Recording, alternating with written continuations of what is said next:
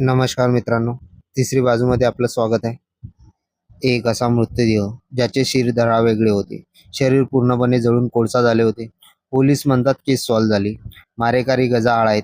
पण तेवढ्यात एका अंधाऱ्या वाटेवरून चालत तीच मेलेली मुलगी स्वतः पोलीस स्टेशनच्या दारात येऊन उभी राहते. पोलिसांचा श्वास रोखला जातो. कारण ज्या मुलीला ते मृत मानत होते ती मुलगी जिवंत होती. मग तो जळालेला शीर नसलेला मृतदेह कोणाचा होता? आणि पोलिसांनी कोणत्या निष्पापांना नरक यातना देणाऱ्या तुरुंगात डांबले? पोलिसांच्या या धक्कादायक निष्काळजीपणामागचे रहस्य जाणून तुमचे डोके सुन्न करून सोडेल. ही गोष्ट सुरू होते मध्य प्रदेशातील बऱ्हाणपूर जिल्ह्यातील खडकी या एका शांत गावापासून. तारीख होती 1 मे 2026. एक मुलगी अचानक रात्रीच्या अंधारात बेपत्ता होते. घरचे तिला शोधतात, रडतात, ओरडतात आणि शेवटी हताश होऊन खरकनार पोलीस स्टेशनमध्ये ती हरवल्याची तक्रार नोंदवतात. पोलिसांना संशय होता की ती तिच्या प्रेमी अरुणसोबत पळून गेली आहे.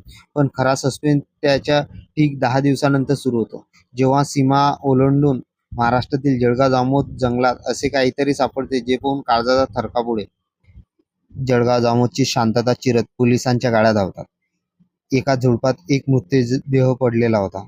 विना डोक्याचा, अर्धा जळालेला, चेहरा गायब होता. ओळख मिटवण्यात आली होती. आता बघा पोलिसांचा दिमाग. कोणतीही DNA चाचणी न करता, फॉरेन्सिक सायन्सचा वापर न करता, केवळ एका अंदाजावर जळगाव पोलिसांनी निकाल लावून दिला की हा मृतदेह बऱ्हाणपूरच्या त्याच बेपत्ता मुलीचा आहे. समाजाच्या दबावाखाली पोलिसांनी एक थिअरी बनवली, ऑनर किलिंग, आणि मुलीच्या स्वतःच्या सख्या वडिलांना आणि भावाला मारेकरी ठरवून कोठडीत बंद केले. खेळ संपला नाही. खेळ तर आता सुरू होणार होता. 28 मेची संध्याकाळ. खरकनार पोलीस ठाण्यात रोजच्यासारखे काम सुरू होते. तेवढ्यात दारापाशी एक सावली येऊन थांबते. सोबतीला तिचा प्रेमी अरुणही होता. तेव्हा त्या मुलीने स्वतःचे नाव सांगितले तेव्हा ड्युटीवर असलेल्या पोलिसांच्या हातातील पेन खाली पडले. होय, तीच मुलगी होती जिला कागदावर मृत घोषित करून तिच्या कुटुंबाला तुरुंगात डांबण्यात आले होते. मुलीने थरथरत्या आवाजात म्हटले, "साहेब, मी जिवंत आहे. माझ्या वडिलांनी आणि माझ्या भावाने कोणत्याही प्रकारचा खून केलेला नाही. ते निर्दोष आहेत. पोलिसांनी कोणत्या मृतदेहाला माझे नाव देऊन माझ्या कुटुंबाचे आयुष्य उद्ध्वस्त केले." आता खरकनार पोलीस त्या मुलीला घेऊन जळगाव कोर्टाकडे धावले, जेणेकरून त्या निष्पापांची सुटका करता येणार. पण ही कथा इथेच संपत नाही, तर एक नवीन रहस्य सुरू होते. जर ही मुलगी जिवंत आहे, तर तर ती शिर कापलेला मृतदेह कोणाचा?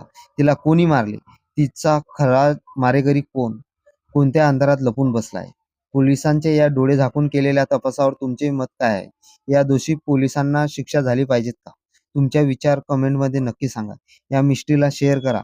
अशाच न सुटलेल्या कहाण्यांसाठी चॅनलला सबस्क्राईब करा. धन्यवाद.